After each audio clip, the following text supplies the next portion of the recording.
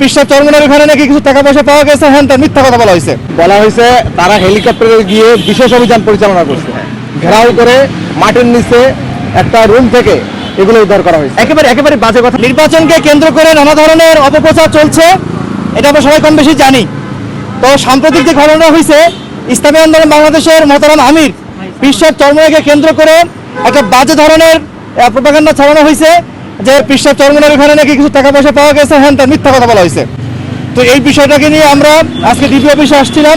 চরমনাইতে নাকি 200 কোটি 400 কোটি নাকি টাকা পাওয়া গেছে।